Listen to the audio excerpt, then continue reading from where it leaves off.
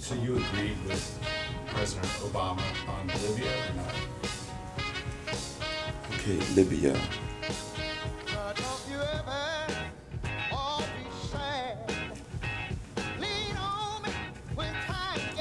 President Obama supported the uprising, correct? Rick, I'm speaking.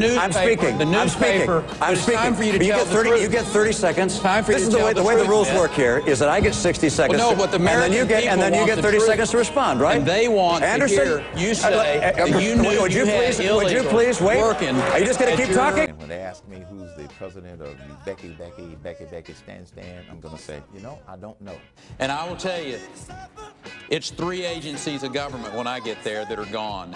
Commerce, education, and the, what's the third one there? Let's see. Just want to make sure we're talking about the same thing before I say, yes, I agreed. I know I didn't agree. Woman who came up crying to me tonight after the debate. She said her daughter was given that vaccine. She told me her daughter suffered mental retardation as a result of that vaccine. I do not agree with the way he handled it for the following reason.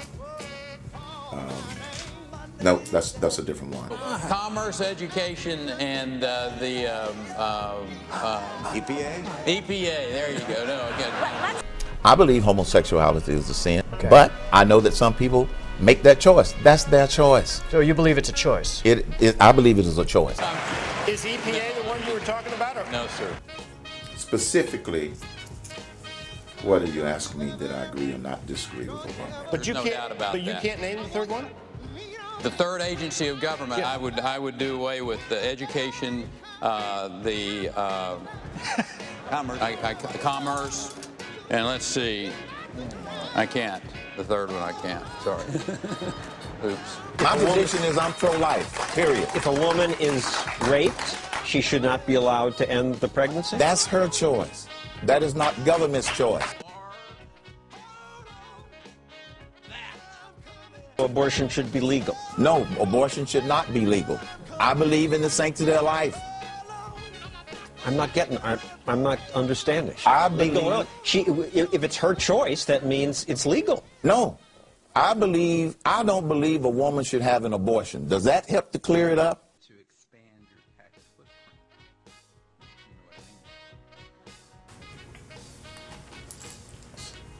footprint. I got to go back and see. Got all this stuff twirling around in my head.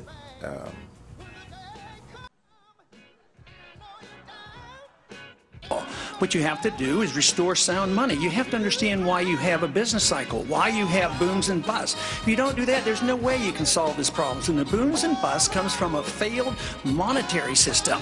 The interest rates that are way lower than they should be encourages malinvestment and debt. And to get out of that, all this other tinkering, you cannot do that unless you liquidate debt. You don't bail out the people that are bankrupt and dump the debt on the people. That is what's happened. So you have to allow liquidation of debt, eliminate the malinvestment, then you go back and you can get growth again by having a better tax structure, lower taxes, invite capital back into this country, get a lot less regulations, and under those conditions you can have growth again. The threat is very dangerous. It's going to get worse. And accepting the fact that the president needs more authority to pursue this war that is undeclared against everybody, any place in the world. Oh, well, what the president needs is more authority. He can now assassinate people without due process, American citizens, and people cheer it. I mean, what is going on with this country? If it would make us perfectly safe and rich, and we have to sacrifice our liberties, you know, it'd be pretty tough. But it's exactly the opposite is happening. Exactly the opposite. We are less free, and we're certainly broke. These wars have cost us $4 trillion, and that is a major contributing factor to our national debt. But this is not new. This is what's happened throughout history.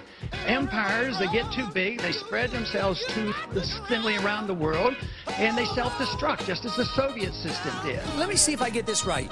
We need to borrow $10 billion from China, and then we give it to Musharraf, who's a military dictator who overthrew an elected government, and then we go to war, we lose all these lives promoting democracy, in Iran.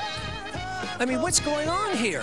But he's right about everything. And everything. Could Congressman Ron Paul be President Paul next year? He's the best shot the Republicans have. It's becoming more and more clear that we live in the age of Ron Paul, Judge. I mean, you stop and think about it. Who's the father of the Tea Party? It's Ron Paul. I mean, Ron Paul's the guy who began the conversation about debt, deficit, high taxes, government intrusion. He's the guy that's from the start raised questions about U.S. involvement overseas in places like Iraq and Afghanistan. Right. He's raised questions about the drug policy. He's been saying these things, and the Republican establishment has treated him like he's their loony uncle. Well, now, all of a sudden, guess what? Ron Paul, not only is he the father of the Tea Party that won the majority of the House for Republicans in the 2010 midterms, but he's the father of so much of the discussion about the budget, about the debt ceiling, about taxes right now. This is the age of Ron Paul.